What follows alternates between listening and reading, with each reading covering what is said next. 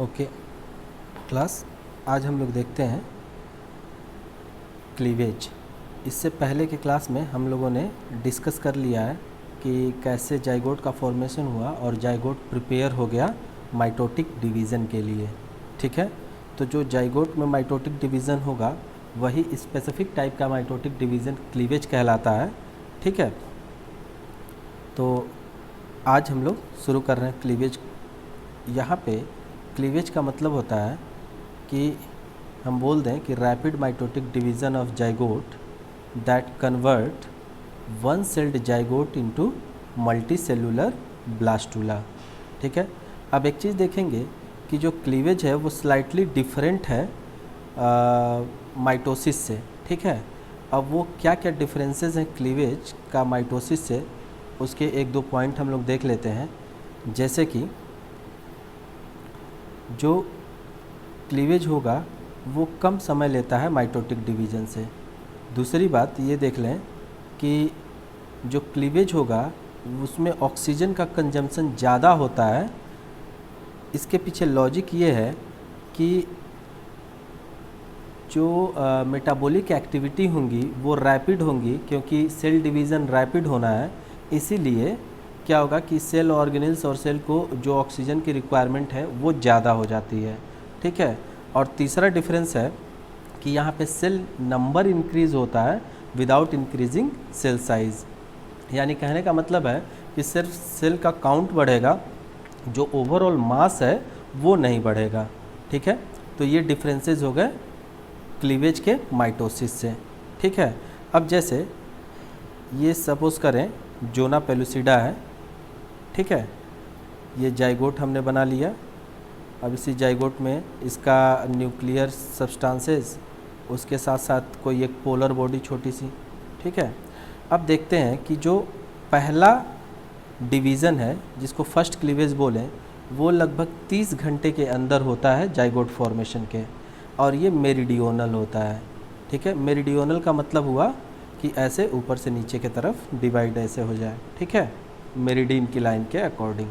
अब देखते हैं कि डिवीज़न हो गया, फर्स्ट क्लीवेज हो गया, ये जाइगोट फॉर्मेशन के 30 आवर्स के अंदर हुआ था। ठीक है, मेरिडियोनल डिवीज़न। अब हमारे पास 2 सेल्ड स्टेज बच गया। अब ये 2 सेल्ड स्टेज जो बनेंगे, इनमें एक एक सेल को हम बोलते हैं ब्लास्टोमियर। ठीक है, तो 2 सेल्ड ब्लास्टोमियर हमको मिल गया। दूसरा क्लीवेज जो होगा वो फर्स्ट क्लीवेज के 10 आवर्स के अंदर होगा। 10 घंटे के अंदर दूसरा क्लीवेज होता है। ठीक है, और ये भी क्या होगा, मेरिडियोनल होगा। लेकिन ये क्या करता है कि जो फर्स्ट क्लीवेज हुआ था उसी के राइट एंगल पे ये मेरिडियोनल डिवीज़न होगा। अब हमारे पास मिल गया 4 सेल्ड स्टेज, या हम ये कह दें 4 सेल्ड या 4 ब्लास्टोमियर स्टेज मिल गया। ये जो 4 ब्लास्टोमियर स्टेज है, अब इस पे होगा थर्ड क्लीवेज। थर्ड क्लीवेज जो होता है वो थर्ड डे पे होता है, और ये इक्वेटोरियल होगा। इक्वेटोरियल का मतलब इस तरीके से। ठीक है, अब चलते हैं, ये मान लेते हैं जोना पेलुसिडा, ये 8 सेल्ड स्टेज बन गया। 4 ब्लास्टोमियर हैं, चारों डिवाइड हुए तो 8 सेल का स्टेज बन गया। ठीक है, तो हम इसको बोल दिए 4 सेल्ड, इसे बोल दिए 8 सेल्ड। अब फोर्थ क्लीवेज जो है वो 4th डे पे होता है। ठीक है, चौथे दिन पे 4th क्लीवेज हो गया, और ये मेरिडियोनल होगा। ठीक है, मेरिडियोनल क्लीवेज हो गया। अब 16 सेल्ड स्टेज हमको मिला। याद रखना कि 8 to 16 सेल्ड स्टेज को मोरुला बोला जाता है। ठीक है, 8 to 16 सेल्ड स्टेज जो हैं वो मोरुला कहलाते हैं। मोरुला इसलिए कहा जाता है क्योंकि इनका अपीयरेंस जो है वो मलबरी के फ्रूट के जैसा होता है। ठीक है, तो जो डॉटेड आउटग्रोथ जैसा दिखता है फ्रूट के अंदर, वैसे ही ये डॉटेड आउटग्रोथ बनाए हुए रहते हैं, इसीलिए हम इसको बोल देते हैं मोरुला स्टेज। ठीक है, अब देखें, जैसे यहाँ पे जो ब्लास्टोमियर्स का डिवीज़न है वो कंप्लीट डिवाइड होते हैं। ठीक है, कंप्लीटली डिवाइड होकर के एक ब्लास्टोमियर 2 ब्लास्टोमियर में कन्वर्ट होता है। तो जब ब्लास्टोमियर्स का डिवीज़न कंप्लीट होता है तो उसको बोला जाता है होलोब्लास्टिक क्लीवेज। ठीक है, तो यहाँ ह्यूमंस के केस में जो क्लीवेज है वो होलोब्लास्टिक क्लीवेज है। ठीक है, अब इसके आगे देखते हैं कॉम्पैक्शन रिएक्शन। ठीक है, याद रखना कि जैसे ही मोरूला का स्टेज आ जाता है 8 to 16 सेल स्टेज के बाद मोरूला क्या करता है कि या हम ऐसे कह लें कि 8 to 16 सेल स्टेज में मोरूला कॉम्पैक्शन स्टार्ट करता है। कॉम्पैक्शन का मतलब ये हुआ कि आउटर लेयर ऑफ सेल्स एक छोड़ करके अंदर के सारे जो सेल्स हैं वो कॉम्पैक्ट होकर के एक जगह डिपॉजिट हो जाए। तो यहाँ पे हम ये कह दें कि 8 to 16 celled morula undergoes compaction where it forms outer layer and inner mass with a cavity and structure is called as blastocyst। ठीक है, इसी स्टेज को हम ब्लास्टूला स्टेज बोल देते हैं। तो अभी ब्लास्टूला स्टेज में एंटर कर गए हैं। ठीक है, याद रखना कि जो 4th डे के एंड तक, फर्टिलाइजेशन के 4th डे के एंड तक जो एम्ब्रियो होता है वो यूटरस में पहुंच जाता है। यानी कि हमने देखा था अभी क्लीवेज में कि 16 सेल्ड 8 या 16 सेल्ड मोरूला यूटरस में पहुंच जाएंगे। चौथे दिन तक 16 सेल्ड स्टेज हो चुका रहता है। तो ये जैसे यूटरस में पहुंचते हैं 16 सेल्ड स्टेज और उनमें कॉम्पैक्शन होने लगता है और कॉम्पैक्शन हो करके ब्लास्टूला स्टेज गेन करते हैं। ठीक है, अब यहाँ पे ये समझ लो जोना पेलुसिडा है। ठीक है, अब इस जोना पेलुसिडा में अंदर जो एम्ब्रियो था उसका एक आउटर लेयर ये रह गया। इस आउटर लेयर को हम ट्रोफोब्लास्ट बोल देते हैं। ठीक है, ट्रोफोब्लास्ट के अंदर सेलुलर मास एक जगह पे कॉम्पैक्ट हो गया है जिसको हम बोल देते हैं एम्ब्रियोब्लास्ट। ठीक है, और जो खाली कैविटी बची हुई है वो ब्लास्टोसील है। ठीक है, ये स्टेज कहलाया ब्लास्टोसिस्ट। अब इसके बाद क्या होगा, अगले स्टेज में हम देखेंगे तो ये जैसे सपोज़ कर लें ट्रोफोब्लास्ट और ये एम्ब्रियोब्लास्ट। यहाँ पे जैसे ही अंदर से प्रेशर बनना शुरू होता है बाहर की तरफ, ब्लास्टोसिस्ट का फॉर्मेशन हो चुका है। और ब्लास्टूला स्टेज में अब फर्दर जो सेल्स डिवाइड होती हैं वो सेल्स सेल नंबर तो बढ़ाती ही बढ़ाती हैं, सेल का मास भी बढ़ाती हैं। तो अब जो एम्ब्रियो होगा वो मोरूला का स्टेज पार कर चुका है।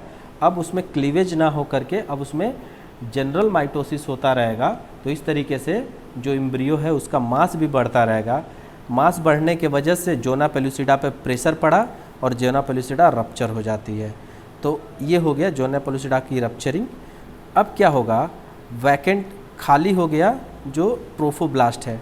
ठीक है, ऊपर से एक चीज़ और ध्यान में रखना होगा कि ये जो जोना पेलुसिडा है वो मैकेनिकल सपोर्ट देने के साथ साथ क्या करती है, इक्टोपिक प्रेगनेंसी को प्रिवेंट करती है।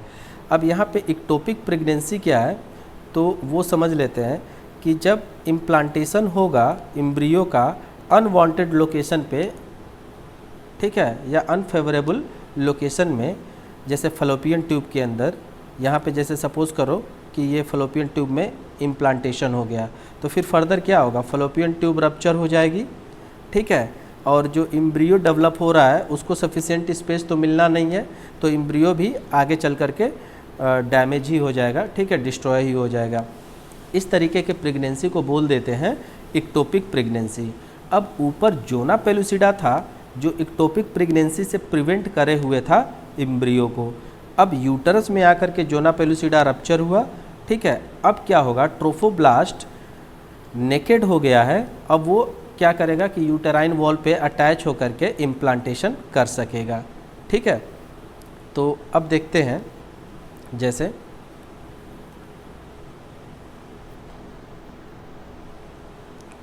अगले स्टेज में क्या करेंगे, ये मान लेते हैं इंडोमेट्रियल वॉल है। ठीक है, अब इस इंडोमेट्रियल वॉल पे जा कर के अटैच होता है जो एम्ब्रियो है। एम्ब्रियो इस तरीके से इंडोमेट्रियम पे अटैच होता है कि जो एम्ब्रियो ब्लास्ट पोर्शन है वो इंडोमेट्रियम के तरफ पड़े। ठीक है, तो ऐसे अटैचमेंट हो गया, ये मान लेते हैं ट्रोफोब्लास्ट। ठीक है, अब इसके अंदर एम्ब्रियोब्लास्ट एंडोमेट्रियल वॉल के तरफ। अब क्या होगा कि एक कैरेक्टरिस्टिक चेंज आता है, ठीक है, जो ट्रोफोब्लास्ट है उसमें ट्रोफोब्लास्ट के सेल्स डिवाइड होने लगते हैं और सिनकाइटियम का फॉर्मेशन करते हैं उस एरिया में जितना पार्ट इंडोमेट्रियम से अटैच्ड है, और सिनकाइटियम के फॉर्मेशन में फिंगर लाइक प्रोजेक्शंस बनती रहती हैं जो पेनिट्रेट करती हैं फर्दर इंडोमेट्रियम को, और साइमल्टेनियसली इंडोमेट्रियल लाइनिंग बाहर के तरफ ग्रो करना शुरू कर जाती है जैसे एम्ब्रियो उससे अटैच होता है, ताकि जल्दी से जल्दी जो एम्ब्रियो है वो शिंक करके इंडोमेट्रियम के अंदर चला जाए। ठीक है, तो अब यहाँ पे हम लोग देखेंगे ये अंदर की तरफ चलता जा रहा है इंडोमेट्रियम के, और फिंगर लाइक प्रोजेक्शंस ट्रोफोब्लास्ट ने बना लिया एक सिनकाइटियल कंडीशन।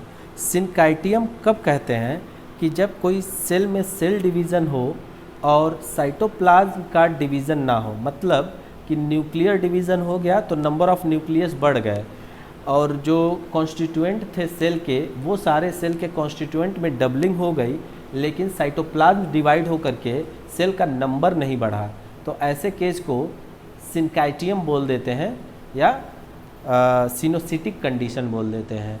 तो जो पोर्शन इंडोमेट्रियम से अटैच्ड था ट्रोफोब्लास्ट का, उस पोर्शन में सिनकाइटियल कंडीशन डेवलप हुआ और फिंगर लाइक प्रोजेक्शंस बना करके एम्बेड होना शुरू कर गया इंडोमेट्रियम में। ठीक है, तो इसे हम बोल दें सिनकाइटियोट्रोफोब्लास्ट।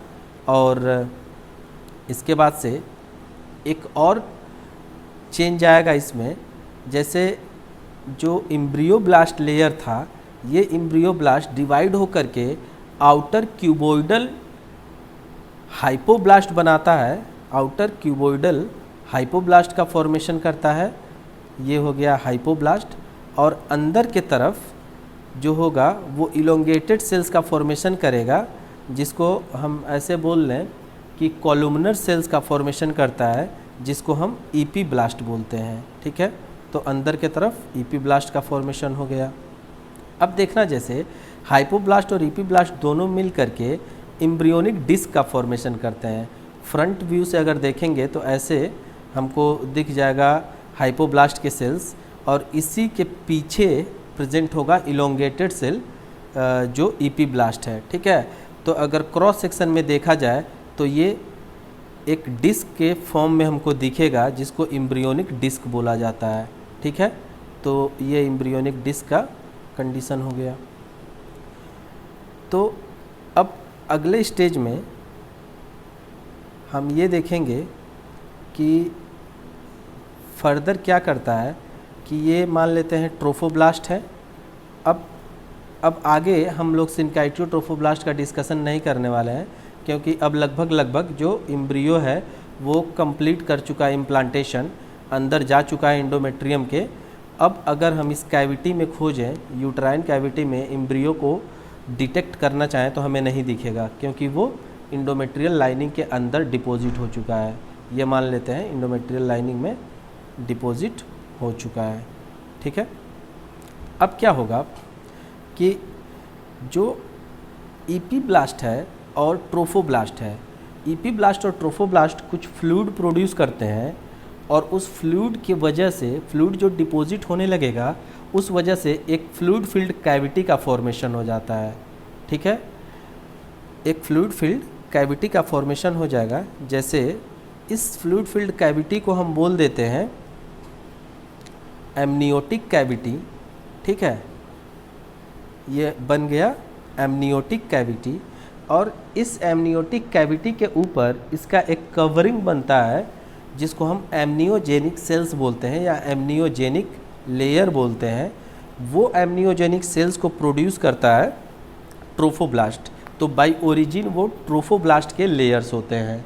ठीक है, तो इतना तक इसी लेक्चर में, आगे की चीज़ें अगले लेक्चर में हम लोग देखेंगे। ठीक है, ओके, थैंक यू।